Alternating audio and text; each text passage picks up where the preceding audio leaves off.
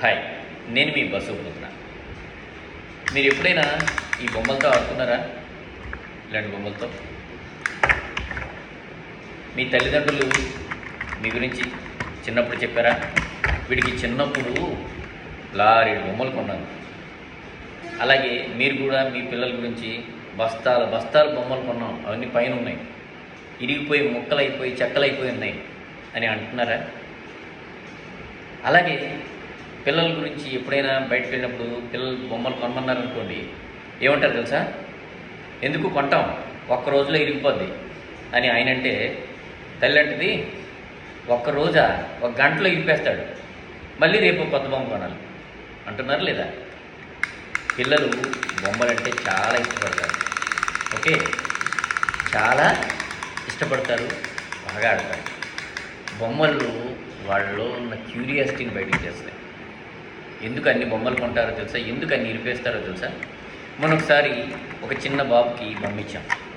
ఇది ఆటోమేటిక్గా పైకి ఇలా లెగుస్తుంది. ఓకే, తర్వాత ఇలా రకరకాల సౌండ్ చేస్తూ తిరుగుతూ ఉంటుంది. వాడు దాన్ని ఇలా చేసి అటు చేసి ఇలా చేసి ఇలా చేసి ఇలా చేసి అవి నొక్కి ఇవి నొక్కి నొక్కేస్తున్నాడు. ఏంటో తెలుసా, పిల్లల్లో ఉంటుంది ఒక క్యూరియాసిటీ ఉంటుంది, ఒక ఉత్సుకత ఉంటుంది, దీంట్లో ఏముంది అని తెలుసుకోవాలనేటటువంటి ఆతృత ఉంటుంది. మళ్ళీ ఉంటుందా? ఉండదు. మనకు తెలుసు అన్న దీని కొద్దీ మనం దేన్ని ప్రయత్నించాం, లేదా మనకు అవసరం లేదు అనే ఒక బుర్రలో ఉన్నటువంటి ఒక ఆలోచనతో మనం దేన్ని ప్రయత్నించాం. కానీ పిల్లలు అలా కాదు. పిల్లలు ఎప్పుడూ కూడా ఒక ఉత్సుకతతో ఉత్సాహంతో దీంట్లో ఏముంది, ఇదేంటి అని దీన్ని ట్రై చేయడానికి, తెలుసుకోవడానికి ట్రై చేసి ఆ కాలక్రమంలో లేకపోతే ఆ ప్రాసెస్లో దీన్ని వెరగొట్టేస్తారు. అది కామన్. కానీ మనం ఏమనుకుంటా తెలుసా, వీడు బొమ్మ తీసుకొచ్చాడు, ఆడుకోకుండా విరగొట్టుకుంటున్నాడు అంటాడు. వాళ్ళకి ఆనందించడం, ఆడుకోవడం ఎంత సరదా ఉందో, ఆ ఆనందించడం కూడా, దాంట్లో ఏముందో తెలుసుకోవడం కూడా అంతే సరదాగా ఉంటుంది వాళ్ళకి. సో ఇది మనం తెలుసుకోవాల్సినటువంటి అంశం. పిల్లల్లో ఎలా ఉంటుంది అంటే, ఇందులో ఏముంది, ఇది ఏం జరుగుతోంది, వాళ్ళకి ఏమీ తెలియదు కాబట్టి. సో కాబట్టి ఇది ఏంటి అని తెలుసుకోవాలని ఉత్సాహం కొద్దీ వాళ్ళు బొమ్మల్ని ఇరిపేస్తారు, లేదా దాని లోపల ఏముందో తెలుసుకోవడానికి రకరకాలుగా ఓపెన్ చేసి ట్రై చేస్తూ ఉంటారు. అది దాంట్లో ఉండేటువంటి అంశం.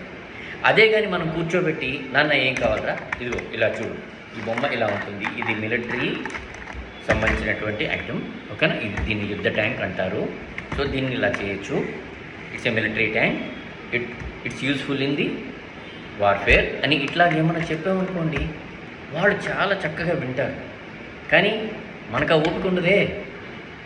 మనకు అన్నీ తెలుసు కాబట్టి, పిల్లలకి ఏమి తెలియదు కాబట్టి ఎరక అని గసిరేస్తూ ఉంటాం, వాళ్ళని డీమోటివేట్ చేస్తూ ఉంటాం. సో కాబట్టి ఎప్పుడైనా సరే పిల్లలకి చెప్పేటప్పుడు కొంచెం మీరు ఓపికగా దీన్ని చెప్పగలిగితే, ఇది బస్సు, దీంట్లో సీట్స్ ఇలా ఉంటాయి, ఇవన్నీ చెప్పగలిగితే మాత్రం వాళ్ళు చాలా చాలా విషయాలు తెలుసుకుంటారు.